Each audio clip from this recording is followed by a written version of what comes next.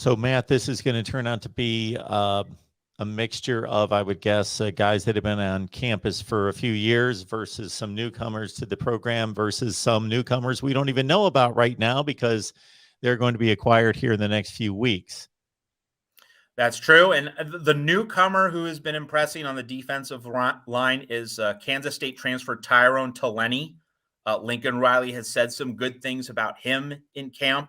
And then, of course, in terms of the returning players, the big concern, the big need is for Corey Foreman to take the next step in his evolution. We've remarked on previous episodes here at the Voice of College Football that, he's been wearing a heavy knee brace.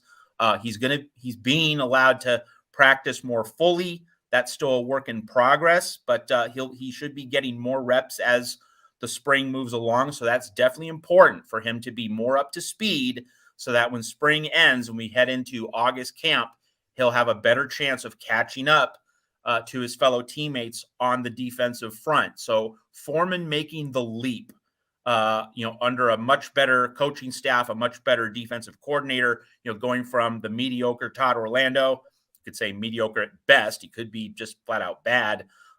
Going from Todd Orlando to Alex Grinch, if Corey Foreman can really take several steps forward, that answers a lot of questions for USC. We've mentioned that Tuli Tuipulotu is the leader of this defensive front. He's clearly the alpha dog, the alpha male, the leader of this group. Nick Figueroa, who's had a decent USC career, should be joining him. And then you get into question marks after Tuipulotu and Figueroa and Foreman. Brandon Peely's been dogged by injuries. You have Earl Barquette, the transfer from TCU. He's still kind of working his way into the mix.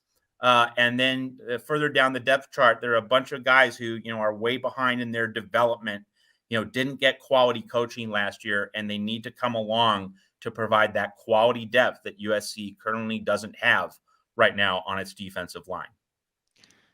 Tuipulotu, the most productive of the players, 48 tackles, 7.5 tackles for loss, and 5.5 sacks. We mentioned, Taleni from Kansas State only played 4 games there, but he came up with a couple sacks just in that limited time. And, of course, Corey Foreman, my goodness, he was the number 1 rated defensive lineman and a top 5 player in the country, regardless of position, coming out of that 21 class. So big things expected there.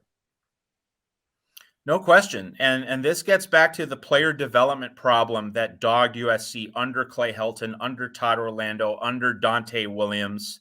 I know Dante Williams, of course, was retained by Lincoln Riley, but, he's in a recruiting role now.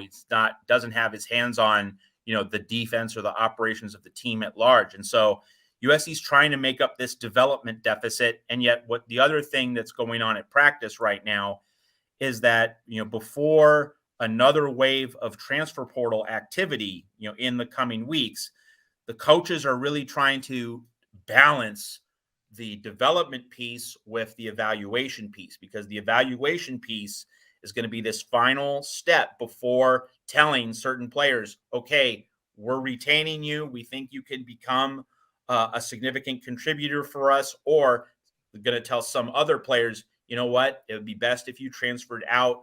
We need to fill roster spots. We need to refresh our roster so that the evaluations are being made so that the coaching staff knows exactly which players it knows to emphasize to seek opportunities in the portal or to stick with the program and the players it feels it can build into winners under Lincoln Riley and Alex Grinch.